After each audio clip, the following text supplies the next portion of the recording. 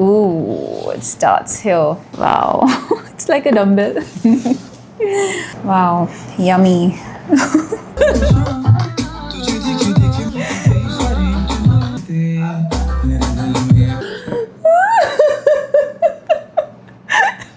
Hello and welcome to another unboxing video. Today we will be unboxing and testing the Bose SoundLink Max portable speakers, and yes, this is quite heavy, quite big a speaker, and I want to talk about a few things which actually are the proof on the box itself.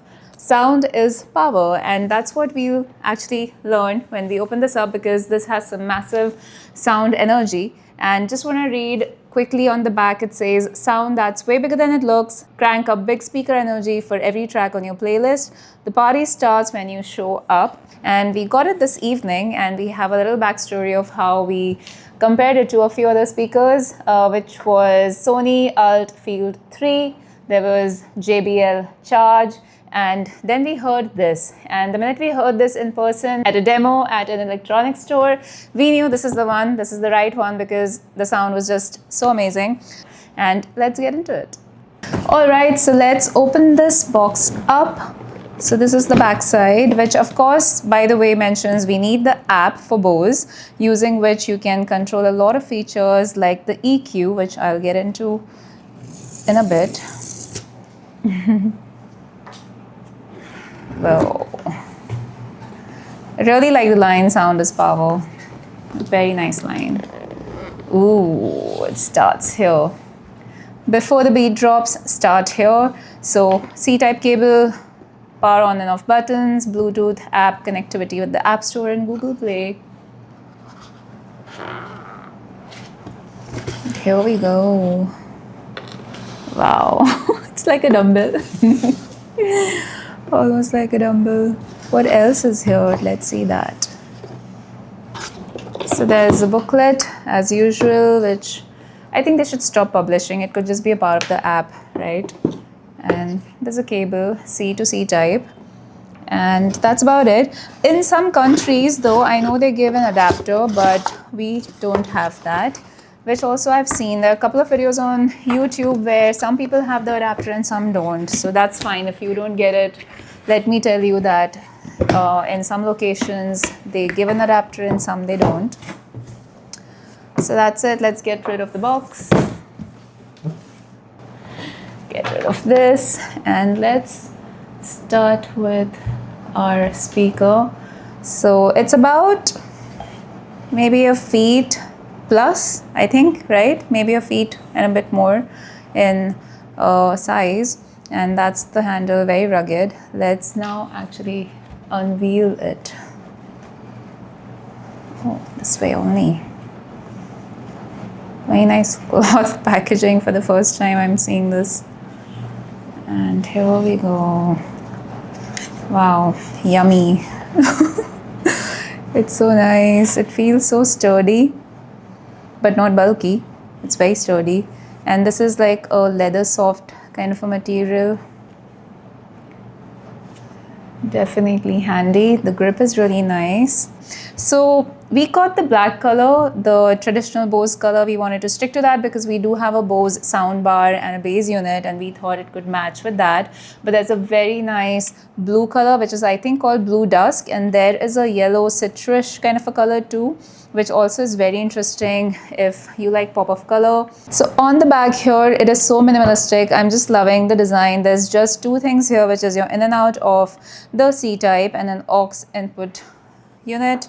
And on the top are the rest of the controls, which is your on and off, Bluetooth. This I believe would be for maybe start and stop. There's a volume, and sorry, this is stop and this is play and pause, volume, minus and plus, and there's an aux button. And these are those soft touch buttons, so feels really nice, very soft, but tactical at the same time. Loving this cord. If we can make out the details on this. Lovely knitting on the cord, matching the colors of the speaker. So that's how it's looking. The bottom again has these 4 units to make sure it doesn't kind of just, so it stays stable when it's playing loud music because that's when it can vibrate, and some basic information. And on the side is another speaker here, this side as well, and then the front. So that's it. Let's now turn it on.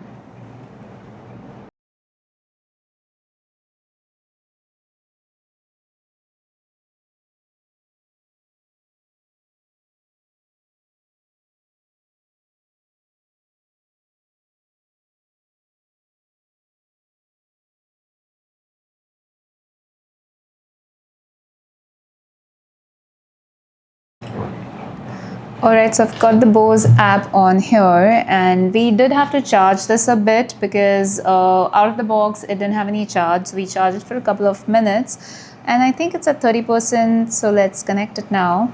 So just switch it on. Battery 30%. And now it will connect with the app. There you go. So it's connected. And the good thing is on the app you can control the EQ, which is one of the good features. So you can decide whether you want a bass boost, bass reducer, treble boost and treble reducer based on what you prefer, and you can of course customize it the way you want, which really helps in specific type of songs and needs. Then there's a shortcut button, which is here, the third button. You can customize it to various actions. So basically you can link your speakers, you can have an audio line in for your source, you can switch your source to aux, and you can connect to Spotify. So you can customize that, and then there are some tips and how to select the source, and of course the volume bar here. Let's now try and listen to some sound samples. Do you know we are the young girls?